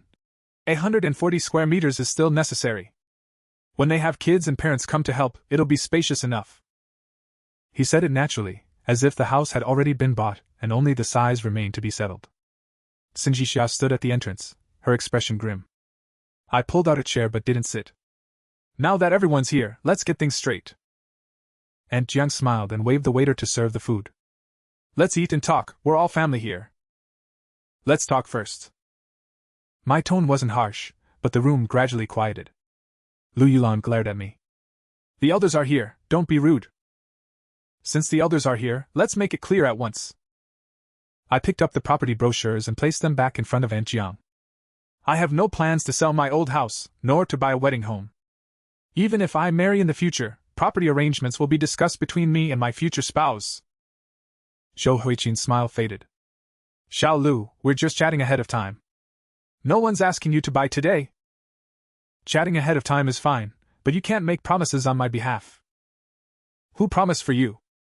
About helping Sinjun, supporting the wife's family after marriage, and selling the house for the down payment. And Jiang quickly tried to mediate. It was just conversation, how could it be so serious? I looked at her. You told Sin's family that I'm willing to sell my house and help Sinjun. You told my mother that Jixia's rejection was a test of sincerity. You told Jixia that I'm very satisfied with her. Which of those statements came from us? Aunt Jiang's face turned pale and red. Wasn't it all to bring you two together? Isn't it normal for a matchmaker to say nice things? Sinjixia cut in. Saying nice things and promising conditions for someone else are different. Zhou Huiqin turned to her. Are you siding with Xiao Lu now and interrogating your own mother? I'm talking about my own matters. Aren't your marriage matters family matters? Yes, but I should be the main character. The room fell silent for a moment. Sinjun leaned back in his chair, visibly impatient. All this talk, isn't it just about being afraid I'll take advantage? My renovation is already handled. I didn't spend a single penny of Brother Lu's. I looked at him. Then why are you here today? For a family meal, can I come? You can. But don't plan out the number of rooms for me, and don't assume that in the future your parents will live in a house I buy. Sinjun's face flushed. I was just casually saying that. Every one of you says casually. I looked around the table. But all these casual comments together have already decided how we'll buy a house, who the money will go to, whose family we'll take care of after marriage, and even who will live with us after we have children. Sin Shiming finally spoke up. Wenchuan, you have a point. We elders were too eager today. Zhou Huiqin turned and glared at him. Now you're playing the good guy? Weren't you the one who said Xiao Lu was steady and reliable? Sin Shiming lowered his head and said nothing. Lu Yulan's eyes were already red. You're my only son. If I worry about your marriage, how is that harming you? You're not harming me. I softened my tone. But you can't make decisions for me forever just because you've given for me. Her tears fell. And Jiang immediately handed her a tissue. Wenchuan, look how upset you've made your mother. Couldn't you have said this at home instead of embarrassing her in front of outsiders? I looked at her. Just now you said we're all family. And Jiang was left speechless. Sinjixia pressed her brow, then stood up. One more thing, I'll say it clearly too. She looked at Zhou Huiqin. Sinjun's renovation, wedding, and future business are his own responsibilities. I can help within my means, but I won't use my partner's money to help, and I won't measure his love by whether he's willing to help. Zhou Huiqin slapped the table. You talk so lightly. Your father and I paid for your education, raised your brother, and now that you're doing well, you want to wash your hands clean? I didn't say I'd wash my hands clean. Then what do you mean? I mean I'll fulfill my duty as a daughter, but I won't do Sinjun's duty as a father. Sinjun stood up. Sis, did you have to say that in front of outsiders? Sinjixia looked at him. You're 30 years old, and Lu Wenchuan is an outsider. If it sounds harsh, it's because you've always assumed that what's his will also be partly yours. Sinjun's face changed completely. When did I ever think that? When you called yourself his future brother-in-law and used that to ask for a low-cost renovation. Wasn't that just a joke? No one thought it was funny. Zhou Huiqin rose to pull Sinjixia. Enough, sit down. We're here to talk about you two, not drag your brother into this. Our matters can't be built on pretending these problems don't exist. Sinjixia didn't sit down. She turned to me. Lu Wenchuan, can we end this meal here? I nodded. We walked out of the private room one after another. Behind us came the sound of chairs scraping, and Lu Yulan's muffled sobs. At the elevator, Sinjixia pressed the button. "Does it hurt?" she asked. "A little." "Regret being so blunt?" "No." The elevator doors opened, and I stepped in. "It's just that I used to think if I took care of everyone, things would turn out well." Sinjixia stood beside me. "I used to think that too." The elevator descended slowly. She didn't comfort me or say we were definitely right. But when the doors opened on the first floor, she reached out and took my hand that was hanging at my side. Her hand was a little cold, but her grip was steady. "At least this time, we're the main characters." After the family meal, Sinjixia and I didn't see each other for a week. Not because of a fight. Things were fermenting on both sides. Lu Yulan wouldn't answer my calls but had relatives take turns persuading me. Some said she was old and couldn't handle the stress. Others said I was forgetting my mother now that I had money. Still others reminded me that since family was ordinary, and marrying their daughter to me was already good enough, I shouldn't fuss over small things. On Sinjixia's side, it was more direct. Zhou Huiqin cut off her father's living expenses and had Sin Shiming ask his daughter to apologize. Sin Jun said in the family group chat that his sister had publicly drawn a line with her family for a man she hadn't even settled with. She didn't respond in the group, but she transferred the usual monthly allowance to her parents with the note. "Living expenses." Nothing more. Friday afternoon, and Jiang came to my office. When Fan Yen brought her in, her expression was clearly reluctant. "Mr. Lu, your matchmaker is here for a project review." I had Fan Yen leave. And Jiang sat down. Instead of lecturing me as before, she placed a brown paper envelope on the desk. "This is a deposit slip your mother asked me to keep, 400,000 yuan total." I didn't take it. "Why is it with you?" "She was afraid she'd spend it impulsively and said to keep it for your marriage." "Take it back to her." "She won't see you now, and she won't take it." And Jiang sighed. In just 1 week, she seemed to have aged several years. When Chuan I overstepped. It was the first time she admitted it. I didn't immediately say it was fine. Nor did she expect me to forgive her right away. "I've been a matchmaker for over a decade and have helped set up more than 20 couples." She touched the edge of the envelope as she spoke. "When both sides are suitable, I always feel that if I push a little, things will work out." "So you said a lot of things we never said?" "Matchmaking, who puts all the ugly truths out there from the start? If the man didn't show it, I'd say he's steady. If the woman didn't commit, I'd say she's shy. First build the connection, then smooth it out over time." "What if it can't be smoothed out?" Aunt Jiang smiled bitterly. "Then you convince. Whoever has the better temper, you convince them." I looked at her. In my past life, everyone did convince me. Because I was willing to listen, and because my concessions seemed to cost the least. "Who told Jixia to say not suitable that day?" I asked. Aunt Jiang's hand stopped. She had her own concerns too. "Who told her to say it and then wait for me to chase her?" She was silent for a long time before saying quietly. "Her mother." I wasn't surprised. "And you agreed?" "I didn't think it was a big deal at the time. Jixia is a good catch, she shouldn't seem too eager on the first meeting. Her mother said if a man really means it, he won't leave after one rejection." "Then why did you tell me she was just slow to warm up?" "Afraid you'd really leave." That sentence hung in the air, with only the hum of the air conditioning. The rejection was fake. The expectation that I'd accept it was also fake. They turned a clear statement into a question to which only I didn't know the answer. If I persisted, I had sincerity. If I left, I didn't like her enough. The rules were in their hands. No matter what I chose, it could be interpreted against me. Did Sinjixia know it was a test? She knew her mother wanted to see a reaction, but she didn't expect it to involve the house and her brother. Before she said not suitable that day, had she already decided to wait for me to chase? And Jiang looked up at me. "Her mother told her to at least keep you waiting a week. Jixia didn't fully agree, she just said she'd reject you first and see how you'd react." My fingers slowly tightened.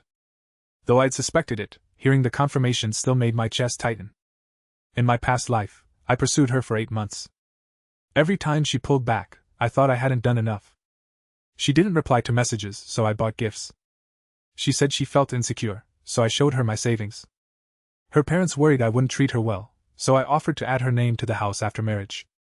It turned out that before anything began, I was already placed in a test. I asked Aunt Jiang, why did she eventually say yes? You treated her genuinely well. And she slowly fell for you too. I didn't speak. The affection might have been real. But if a relationship starts with proving something, the proving never ends. Proving I'd spend time. Proving I'd spend money. Proving I'd tolerate her family. Proving that every time she stepped back, I'd stay in place. Aunt Jiang pushed the deposit slip closer. I was wrong this time. Jixia has also fallen out with her mother. Now that you two are getting along well, don't let the elders' mistakes. It's not just the elders. Aunt Jiang froze. She participated in that first test. But she already came to you on her own. Coming to me doesn't mean that didn't happen. I wasn't angry. But I suddenly needed to reevaluate what our budding relationship was actually built on. After Aunt Jiang left, I messaged Sinjixia. Let's meet tonight. She replied quickly. Okay. We met at the river again. When she arrived, she seemed to have guessed what Aunt Jiang had told me. She came to see you? Yes. She told you about that day? She did. Sinjixia lowered her head. I wanted to tell you myself. When? After we were more stable. I smiled. So again, waiting for the right moment. Her face turned pale. I admit I did want to see how you'd react that day. But I wasn't playing you for a fool. What's the difference? I was just afraid you'd be like other matchmaking prospects, good on paper, but would lose it at the first sign of trouble. So you created some trouble? Yes. And watched me. She didn't deny it. I looked at her. Sinjixia, when I agreed to start over, what did I say? Don't test attitude with rejection or coldness. You agreed. Because by then I already knew I was wrong. But you didn't tell me you'd done it. Her lips moved. I was afraid that if I told you, you wouldn't even give me a chance to start over. So you decided for me what information I could find out later. Her eyes slowly reddened, but she didn't cry. Lu Wenchuan, I did have selfish reasons. I know. Are you ending this? The river wind blew her hair. In my past life, she'd asked me that too. In our 4th year of marriage, Sinjun used money from our joint account to pay off a supplier debt. Sinjixia acted first and informed me later. I suggested we take a break, and she asked if I would end 5 years of marriage over a few $100,000. I didn't end it. Then more things piled up. In this life, we were just beginning. It should have been easier for me to leave. But as I looked at Sinjixia now, I remembered what she'd said at the family meal. I'll do my duty as a daughter, but I won't do Sinjun's duty as a father. She was already changing. The question was whether I was willing to take the risk that she wouldn't change fast enough. I can't answer right now, I said. She nodded. How long do you need? It's not a matter of time. What is it? I need to decide whether I'm staying because I believe in the person you are now, or because I can't let go of a relationship that already happened. She couldn't understand the second half. And I couldn't explain it. As I turned to leave, Sinjixia suddenly called out, Lu Wenchuan. I looked back. She stood in the wind, her voice very soft. This time, you don't have to prove anything. The one who needs to prove something is me. Sinjixia and I paused our meetings. The Hurui medical project continued. At site meetings, we spoke according to our respective roles. She didn't approach me, and I didn't let personal feelings affect my judgment. This calm actually made things clearer. I found that I wasn't simply upset about the test itself. I was upset that she knew the truth but chose to wait until we were stable to tell me.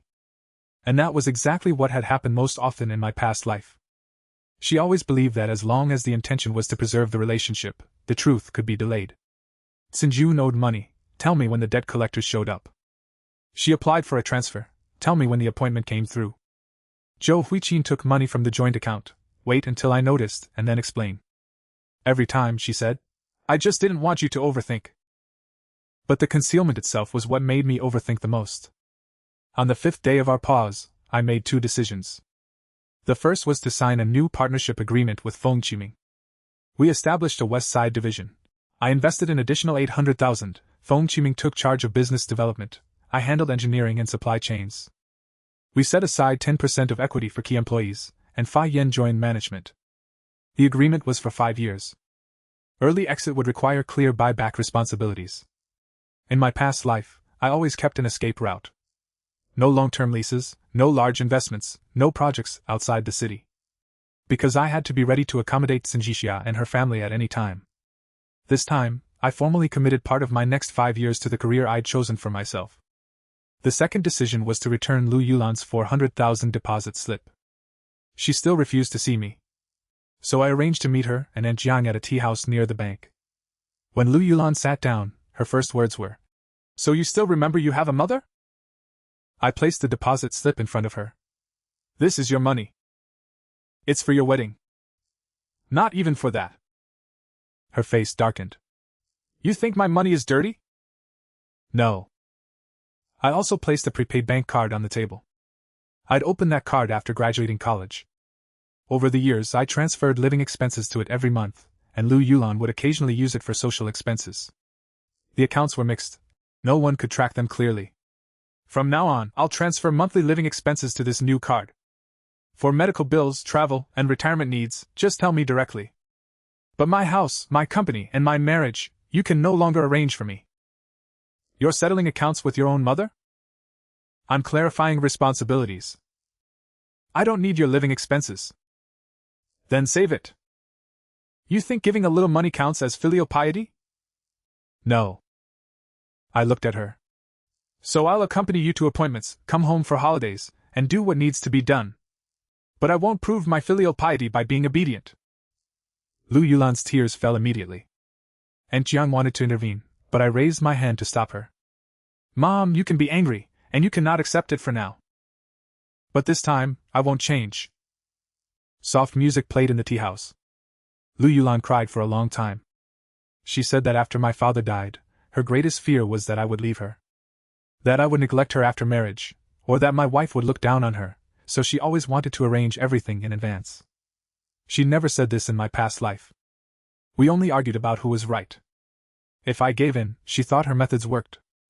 If I resisted, she thought I'd been influenced by my wife.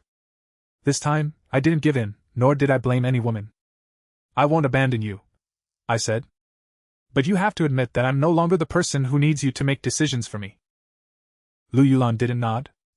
But she took back the deposit slip. That was the biggest concession she could make at that point. After leaving the tea house, I received a message from Sinjixia. "I'm going to move out." She had always lived in the same complex as her parents, Zhou Huiqin upstairs, Sinjixia's rented place downstairs.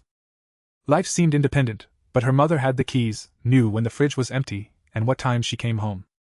I asked, "Have you decided?" "I've already found a place, moving next week."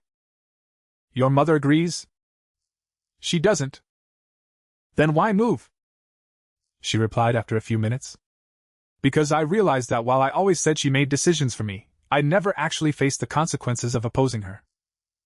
I stared at that sentence for a long time. Then she sent another message. "One more thing, today I submitted a relationship disclosure to my company. Until the project ends, I won't participate in any commercial decisions involving your company. The policy doesn't require you to fully recuse. I need to." "Why?" "I don't want to have to wonder later, when we argue, whether you think we got the project because of me, and I don't want to use it as something I gave up." This step would affect her bid for the deputy director position. I knew that clearly. "Is it worth it?" I asked. She replied, "I chose it, so I'll bear it." That sentence was like a nail, landing on the plank that had always hung loosely between us. At 9 that evening, I went to the office to pick up documents.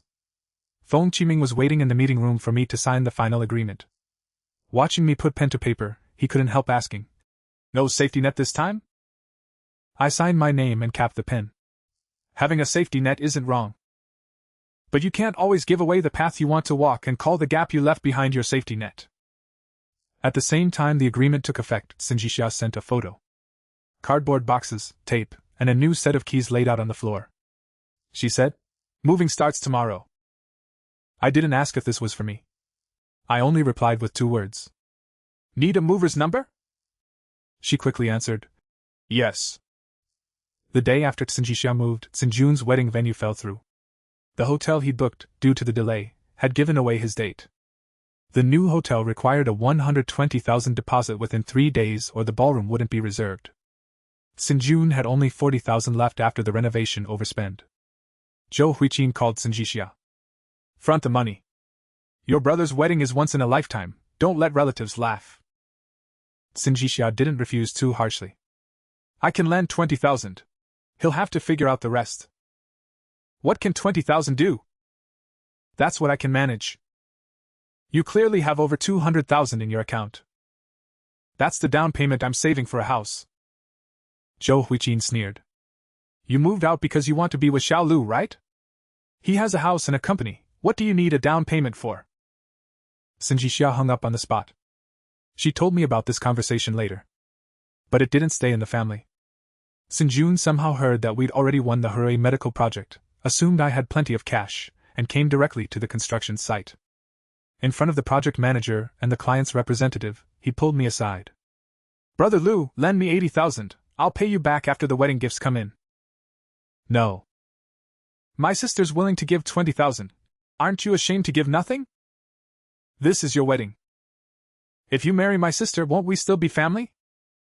People nearby looked over. I lowered my voice. Your sister and I are not engaged or married. Even if we do marry in the future, your wedding expenses are not my responsibility. Sinjun's expression turned ugly. Are all you rich people this realistic? When you borrow money, you're more realistic than me. Angered, his voice rose sharply. Don't think I don't know, your company only got this project because of my sister. Now you're earning money from her company and acting like you have no family. The surrounding area went quiet. The client's engineering manager frowned. The project manager immediately stepped in and told Sinjun to leave the construction area. But Sinjun shook him off. Am I wrong? When you were chasing my sister, you acted generous. Now that you have the project, you can't part with a few tens of thousands. I looked at him. 1. I didn't get this project through your sister. 2. This is a construction site. If you keep disrupting work, I'll have security escort you out. 3. You will be responsible for what you said today. Sinjun wanted to argue more, but Sinjixia quickly came out of the elevator. She must have been notified by a colleague. When she reached us, she didn't ask what happened, she simply told security. Escort him to the first floor. Sis. Out. You're kicking me out for an outsider? There is no your sister here, only the client and the contractor. Sinjun stared at her in disbelief. Mom was right, he's really got you under a spell. Sinjixia's face was pale, but her voice didn't waver. Say one more word, and I'll hand the surveillance footage and audio to the legal department. Sinjun was finally taken away. After work resumed, the client's engineering manager called me and Sinjixia into a meeting room alone. What happened today has affected the project's impartiality. He pushed a statement of facts toward us. Although Manager Tsun recused herself in advance, your personal relationship wasn't disclosed at the initial bid stage. Our audit department will review the entire evaluation process. Sinjixia nodded. I'll cooperate. The manager looked at me. Mr. Lu, during the audit, some progress payments may be suspended. That meant at least 6 million yuan would be delayed. The West Side warehouse had just gone into use, supplier payments and worker wages were at their peak. A 1-month delay would put our cash flow under extreme pressure. In my past life, I would have immediately turned my frustration on Sinjixia. Not because she'd done anything wrong, but because she was closest and easiest to absorb my emotions. This time, I only asked the manager, how long will the audit take? Can't guarantee. If fast, 2 weeks. If slow, over a month. Does site work need to stop? Not yet, but all change orders are suspended. I nodded. We'll cooperate with the documentation. After the meeting, Sinjixia stood in the hallway. I'm sorry. It's not your fault. Sinjun is my brother. He's an adult. But this incident did start because of him. Then let him be responsible, don't apologize for him. She looked at me, her eyes slowly reddening. With the payment suspended, can you handle it? We'll have to reallocate funds. What do you need me to do? Provide the documents the audit requires. Besides that? Nothing. She bit her lip. Aren't you afraid I'll bring you more trouble? I looked at her. Yes. Her expression stiffened. I continued, "But being afraid doesn't mean I should push all responsibility onto you." That evening, the company held an emergency meeting. Fan Yen put the cash flow statement on the screen. "In the worst case, payments are delayed 40 days. Supplier terms can be negotiated, but wages and warehouse rent can't be delayed." Feng Qiming asked, "What's the shortfall?" "About 1.8 million. No one spoke. Most of my personal funds had just been used for expansion, and I couldn't come up with that much quickly. Fan Yen suggested suspending material procurement for 2 other projects. Feng Qiming disagreed. "If we suspend those, the breach penalties will be worse." We debated until 11 p.m. Finally, Feng Qiming and I each agreed to raise 400,000 more, with the rest covered by early receivables and supplier negotiations. After the meeting, I walked out of the office. Xinjixia was sitting on a bench by the roadside. Next to her feet was a paper bag with bread and 2 cold cups of coffee. "Why are you still here?" "Waiting for your meeting to end." "Something wrong?" She stood up and handed me a bank card. "There's 220,000 in here." I didn't take it. "What do you mean?" "It's not a loan to the company, and not compensation for Xinjun." "Then what is it?" "I want to invest in your company." I frowned. "You don't know our operations." "So I'm just proposing it. You can show me the information within compliance and decide whether to accept." "Why?" She looked at me. "Because the project issue is related to me, and because I'm optimistic about your company." "Neither reason is enough." "There's one more." She held the card back in her palm. "I don't want to just wait for others to prove themselves in a relationship anymore." The wind blew through the empty street. At that moment, I wasn't moved by her willingness to give money. It was the first time I truly saw her dragging herself out of that position where she always stood still, judging others' sincerity. But the moment she took a step forward, reality placed the cost in front of us. Audit payments suspended, family estrangement. And Xinjun's words, already heard by dozens of people at the site. Our problems weren't resolved. But the situation was bigger than ever. The next day, I rejected Xinjixia's investment. Not because I doubted her sincerity. Because the timing was wrong. The company was under audit for a project with her employer. Accepting a procurement person's investment at that time, no matter how compliant the paperwork, would be hard to explain. She didn't insist after hearing that. "Then what can I do?" "Don't do anything extra." "That sounds like you're sending me away." "I'm afraid you'll overcompensate and make things messy." Xinjixia looked down at the bank card. "I used to always think one action could immediately solve everything." "I did too." "How did you solve it before?" "By giving money, giving in, saying yes." She looked up at me. "What about now?" "Let the problem sit for a while." She smiled wryly. "When it sits, it's uncomfortable." "Uncomfortable doesn't mean you have to do the wrong thing right away." The audit lasted 19 days. For 19 days, the company was like a taut steel cable. Suppliers agreed to a 10-day extension but asked for some interest. 2 old clients paid a remaining balance early, and Feng Qiming also mortgaged his car to put in 600,000 for short-term turnover. I didn't sell the house. The house I'd sacrificed first in my past life became my bottom line this time. After reviewing the funding plan, Fan Yen said, "You finally know that assets aren't for proving sincerity to others. They didn't solve the cash flow either. But they gave you a choice." During the audit, Xinjixia completely recused herself from the project. She didn't ask any colleagues about progress, nor did she push for payments. She only asked at night if I'd eaten, and occasionally left a late-night snack at the front desk. No signature, no going upstairs. In the 3rd week, the audit results came out. No violations in the bidding process. Our technical score and pricing score were fully documented. Xinjixia had not participated in the final evaluation and had not leaked any information. The only required correction was that her medical's procurement department hadn't been clear enough on the timing for reporting employee personal relationships. Project payments resumed 3 business days later. When the manager told me the result, he added, "Manager Tsin's bid for deputy director will likely be affected." I asked, "Because of her relationship with me?" "Not a penalty. But management felt she didn't handle family interference proactively enough." That wording was bureaucratic, but not unreasonable. Xinjun's actions were his own responsibility. But Sinjixia had long allowed her family to borrow her connections, which made him believe that making a scene at her workplace wouldn't have serious consequences. The night the audit ended, we met at her new place. There were still unpacked boxes in the room. She made noodles, the flavor was bland, and the egg was burnt on one side. "I'm not good at cooking," she said. "I can tell." "Edible? Better than squirrel fish." She laughed and placed the bowl in front of me. I told her the audit had passed. Her shoulders visibly relaxed. "When will the payment arrive?" "Within 3 days." "That's good." She didn't ask about her own candidacy. I brought it up myself.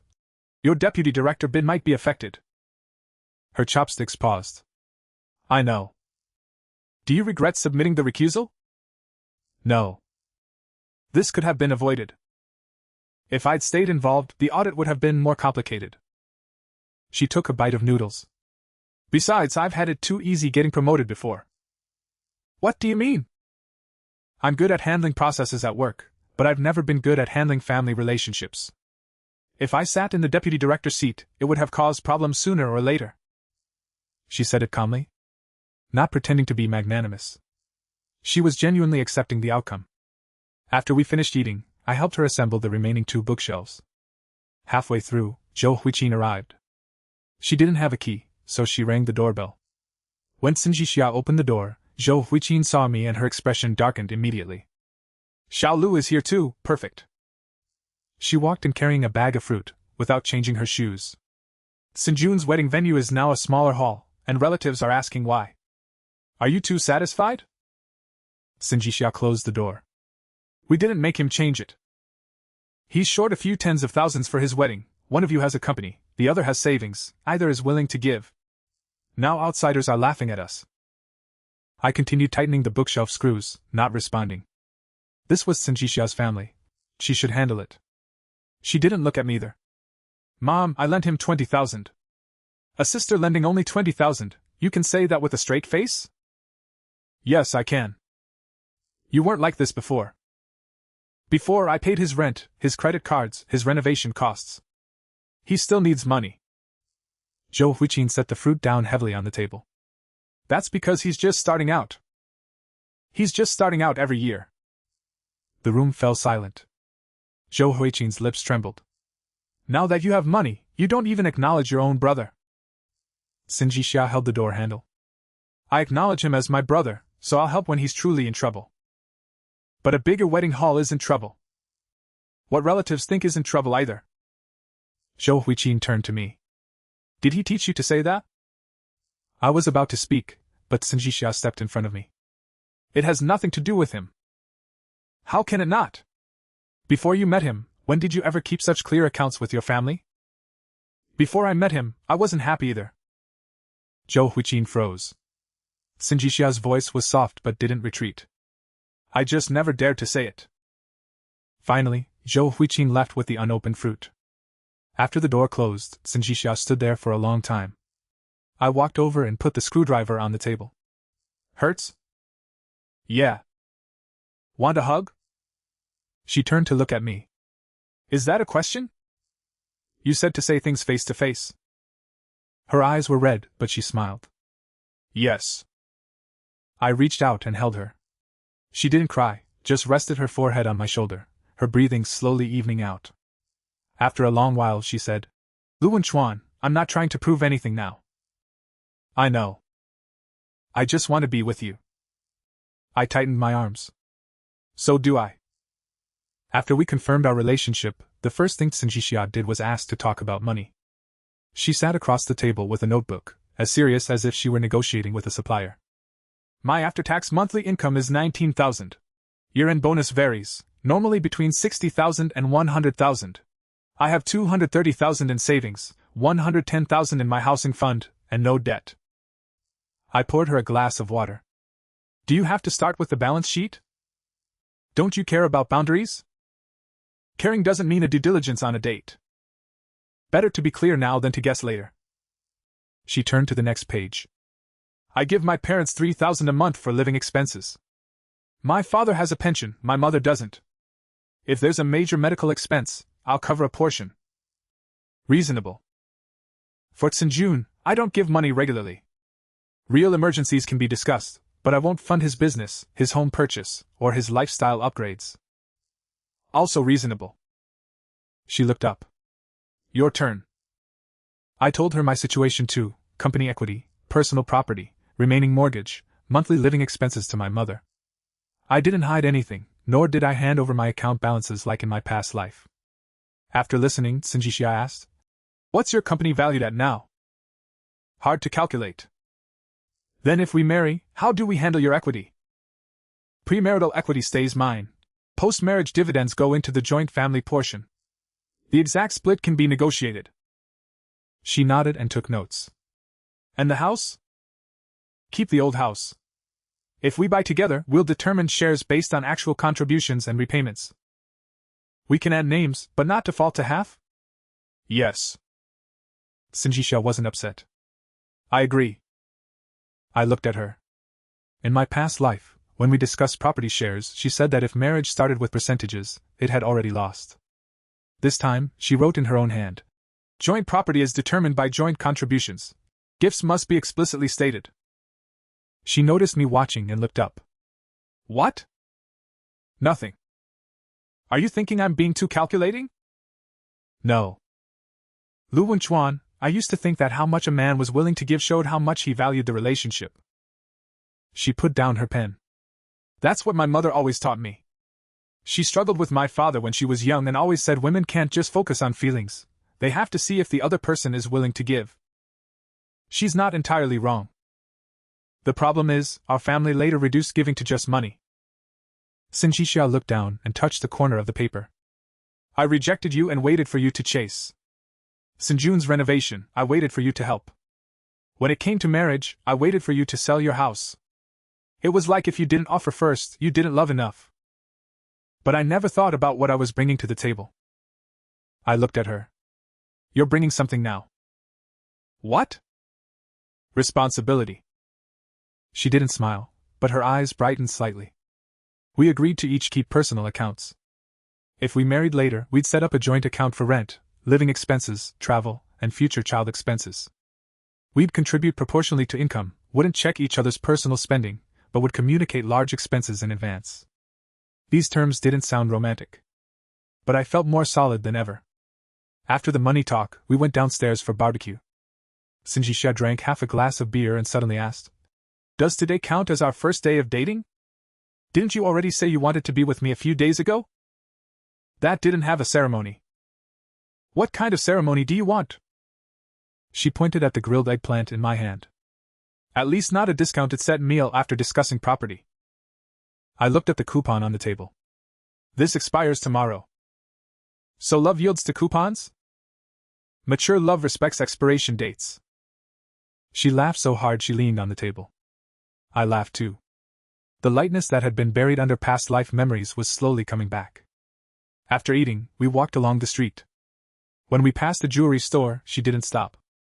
In my past life, a month after confirming our relationship, she already showed me rings. It wasn't about rushing marriage, it was that Zhou Huiqin said a man unwilling to buy jewelry was probably unwilling to bear family responsibilities. I spent over 60,000 on a diamond ring that day. She wore it for 5 years and left it on the vanity during the divorce. This time, we walked past the same bright window. She pointed at the outdoor gear store next to it. "Want to go hiking next month?" "How far can you go?" "I've done 10 kilometers on a company retreat."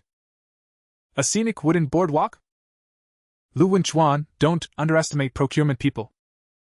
I'm just afraid I'll have to carry you in the end." She stopped and looked at me seriously. "You can carry me." "Why?" "Because I'll walk on my own first." After saying that, she laughed herself. I reached out and took her hand. When our palms met, there was no testing, no need for anyone to prove who won. After winter began, Lu Yulan was hospitalized for 2 days due to high blood pressure. Not serious, but it alerted all the relatives. The news reached me while I was out of town on a project acceptance. I drove back overnight. Sinjishia arrived at the hospital before me, but she didn't rush around acting like a future daughter-in-law. She only helped me contact a familiar doctor, brought some toiletries, and waited in the hallway. When Lu Yulan saw me, her first words were, "So you remembered to come back?" I sat by the bed. What did the doctor say? Not dying. Then follow the and stay 2 days. She turned her head away from me. My uncle and aunt were also in the room, and they took turns persuading me. Your mother is tough on the outside but always misses you. What's a big mistake for an old person? She just wants you to settle down soon. Jixia is here too, don't drag it out anymore. Get married soon and put your mother's mind at ease. Jixia stood at the door and didn't agree for me.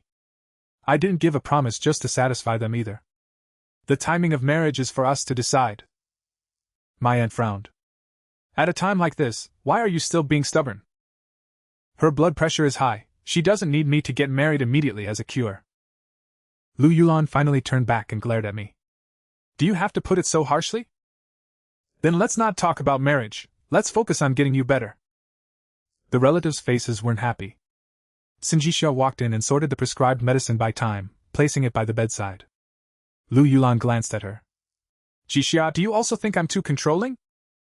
Jixia didn't dodge. Auntie, which one is worried about you? He's worried, yet he hasn't come home for dinner in months. He calls every week and transfers your living expenses on time. Can money replace a person? No. Jixia pulled out a chair and sat down. So he came back. But coming back doesn't mean he has to agree to everything. Lu Yulan's eyes slowly reddened. You two are in sync now. If we are in sync, it shouldn't be proven by ganging up to accuse you. Jixia's tone was even. You can hope he visits often and tell him directly that you miss him. But using your health and marriage to pressure him will only make him more afraid to come close. I looked at her. Those words sounded like something I might say, yet they weren't spoken for me. She wasn't standing behind me, nor across from my mother. She was simply stating her own judgment. Lu Yulan was silent for a long time. After the relatives gradually left, only the three of us remained in the ward. She suddenly said, I won't sell that house. I nodded. It was never for sale. Don't think I agree with everything you said. You can agree slowly. She rolled her eyes at me.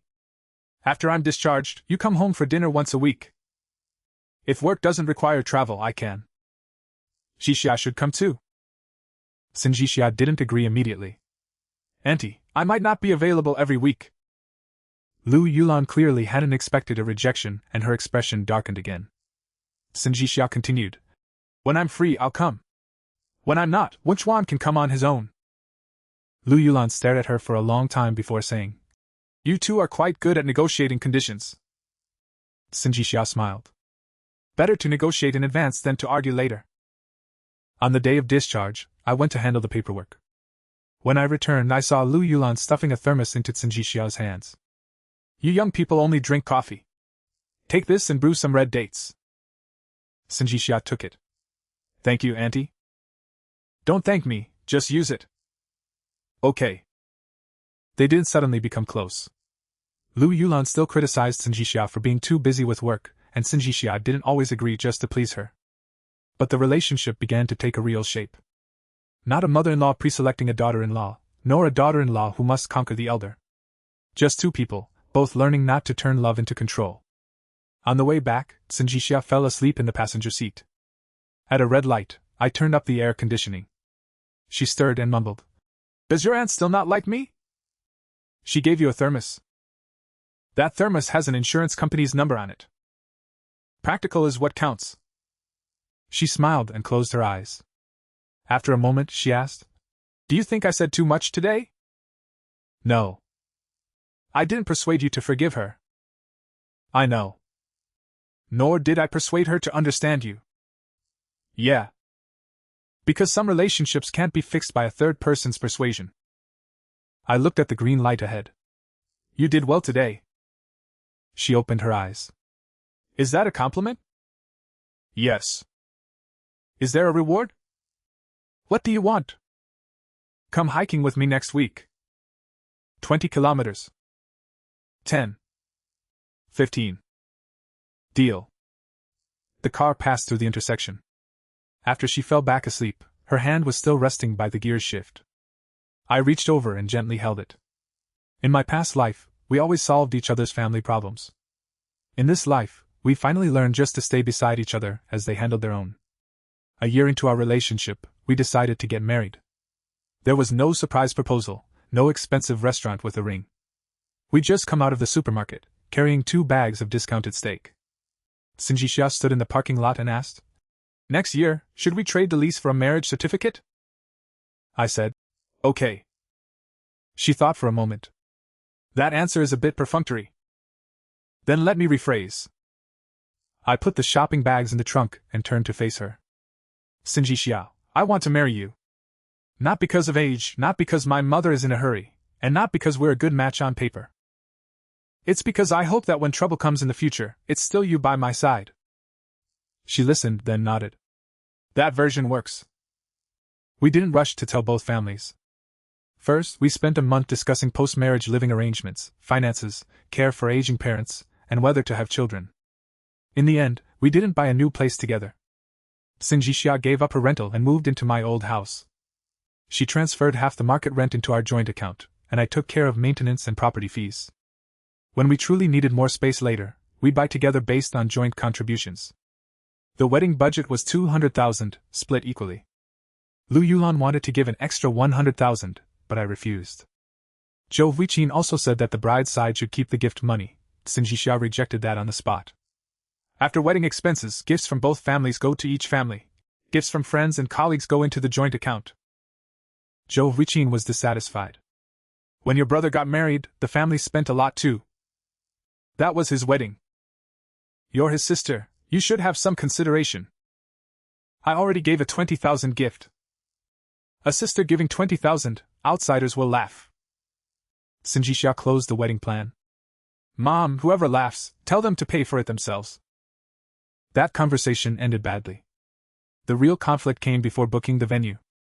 Sinjun privately contacted a wedding planner and, under the name, the bride's brother, added over 70,000 in extras, large screens, flower arches, luxury cars, and a separate photography team for the bride's family. The planner sent the change order to Sinjixia for confirmation. After reading it, she directly kicked me out of the study. "I'll handle this myself." I stood at the door. "Need me there?" "No." "Sure?" "Yes." The door closed in my face. I stood there a few seconds with my water glass, then went back to the living room to watch a game. Half an hour later, I heard Sinjixia's low, controlled voice from the study. "Whoever agreed pays. My wedding doesn't need to put on a show for the Tsin family. If you think it's too plain, you don't have to come." The voice on the other end grew louder. Sinjixia never called me in. An hour later she came out, her face very pale. "Handled?" "Yes." "Result?" "The wedding planner cancelled all extras. Sinjun won't be a groomsman. My mother said she might not attend the wedding." I turned off the TV. "Does it hurt?" "Very much." She sat down beside me, looking at her hands. "But I don't want you to be the bad guy for me anymore." I put my arm around her. "You don't have to carry it alone." "I know." She leaned on my shoulder. "So you can feel bad with me, but you can't go in and argue for me." "Understood." The next day, Zhou Huiqin really called to say she wouldn't come. Sinjixia only replied, "I'll send the invitation, whether you come is your decision." She didn't beg tearfully or ask her father to intervene. A week later, Tsin Shiming came to see us quietly. He brought an old wooden box containing photos of Sinjixia as a child and a gold necklace Zhou Huiqin had worn at her own wedding. "Your mother asked me to bring this." Sinjixia didn't expose him. "I thought she wasn't coming?" Tsin Shiming scratched his head. "That was just anger. She's had the hotel address memorized for a while." The night before the wedding, Lu Yulan also came to help. She brought 2 bright red quilts and insisted on laying them in the new bedroom. Sinjixia stared at the glaring peony pattern for a few seconds. I thought she'd refuse. But she said, "There's no room in the master bedroom, put one in the guest room." Lu Yulan immediately brightened. "The other one can be for your future children." Sinjixia smiled. "That might stay in storage for many years." Lu Yulan's smile stiffened, but she didn't press. I stood at the door, watching them make the beds together. No one was fully satisfied. But no one demanded that the other completely obey. That evening, Sinjisha sat on the living room floor, going over the next day's schedule. I asked. Nervous? A little. Any regrets? She looked up. Regret what? Starting over with me. She thought seriously for a moment. Sometimes. When? When you insisted I rescan the code for 2 yuan off at the supermarket. That was because the system didn't recognize the membership price. And when you read the assembly instructions 4 times for the bookshelf. It shows I'm thorough. She laughed. But most of the time, no. I sat down beside her. She set the schedule aside and leaned closer. Lu Wenchuan, I used to think suitability was a set of conditions. Having a house, a job, a stable temperament, willing to treat my family well. Later I learned that real suitability isn't about how much one person can carry for the other. What is it? It's when I carry my own weight, and he still chooses to stay by my side. I held her hand. Is this pre-wedding sentimentality? Yes. Is there a fee? Deducted from the joint account after marriage. On the wedding day, Zhou Huiqin came after all. She arrived early in a dark red cheongsam, first criticized the makeup artist eyeshadow, then said the photographer didn't make her look slim enough. She didn't mention her earlier threat not to come. Sinjisha didn't bring up the past either. Mother and daughter argued for 5 minutes in the dressing room over which earrings to wear, then compromised on a third pair. Sinjun wasn't a groomsman. He sat in the family section, not looking particularly happy, but he didn't cause a scene. During the tea ceremony, he handed us a red envelope. About the renovation in the hotel, I said some harsh things. He didn't apologize very sincerely, nor did he suddenly grow up. But he awkwardly added, "From now on, I'll figure out my own problems." Sinjisha took the envelope. "I hope you remember." "Sis, can't you say something nice? Today's already nice enough." Sinjun rolled his eyes, but as he turned away, he smiled a little. Aunt Jiang was seated in the friends section. She'd wanted to sit at the head table, saying as the matchmaker she was half a go-between. Sinjisha didn't agree. "You introduced us, and we're grateful. But the relationship after that was our own." Though a little disappointed, Aunt Jiang finally accepted it. After the ceremony, she came over with her glass. "Wenchuan, Auntie can finally rest easy today." I also raised my glass. "Thank you." She smiled. "Is this real thanks, or another way of drawing a line?" "Both." She paused, then sighed. "You child, you have a good memory." "Some things I remember so I won't repeat them." Aunt Jiang looked over at Sinjisha, who was chatting with Fan Yen. Her ham accidentally stepped on by Lu Yulan as they bent down together to fix it. "Actually, I've often wondered, if Shishia hadn't said not suitable that day, would you two have saved a lot of detours?" I followed her gaze. "Probably not." "Why?" "Some problems, if not brought up before marriage, will only surface after." And Jiang nodded. "That's true." She took a sip of wine. "In the future, when I set people up, I won't speak for both sides." "You still will." "You don't believe me?" "Habits are hard to break." And Jiang glared at me. "Then why are you thanking me?" "Thank you for introducing us." I paused. "And thank you for showing me that a relationship can't be pushed by others." She laughed and shook her head. "You two sound more and more alike now." After marriage, we didn't move right away. The old house was only 80-some square meters, the kitchen small, the second bedroom tight after putting in bookshelves. After Sinjisha moved in, she turned half the balcony into a workspace and left the other half for my tools. She didn't like my old sofa. I didn't want to throw it away. In the end, we recovered it and bought 2 completely mismatched throw pillows. Life didn't suddenly become smooth because we married. She still hesitated when Zhou Huiqin spoke. And I still, when she was slow to reply to messages, subconsciously wondered if something was being kept from me. Once, she lent Sinshiming 50,000 for a surgery deposit and forgot to tell me in the rush. When I saw the transfer record, I didn't speak all night. Sensing something wrong, she explained everything. "This is an emergency medical expense, and I'll cover it. But not telling you in advance was my mistake." I asked, "Why didn't it come from the joint account?" "Because it's my father, I paid from my personal account. If it becomes a real hardship later, I'll discuss it with you." I didn't blame her. The next day, we went to see Sinshiming at the hospital together. Another time, a project out of town went wrong, and I slept in the office for a week without telling her the real funding gap. After she found out, she didn't try to raise money for me, only asked, "Do you not believe I can handle it, or are you unwilling to admit you have a problem?" I was speechless. In the end, we sat in the meeting room and laid out the accounts and risks. She didn't ask me to give up the project. I didn't dump the pressure on her. We still made old mistakes. The difference was that mistakes were no longer packaged as love. In the second year of marriage, the West Side division started turning a profit. Fan Yen officially became a minority shareholder.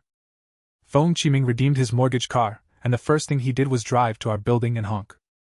"Mr. Liu, thank goodness your matchmaking failed back then." Sinjixia heard from the balcony and leaned out to ask, "Whose matchmaking failed?"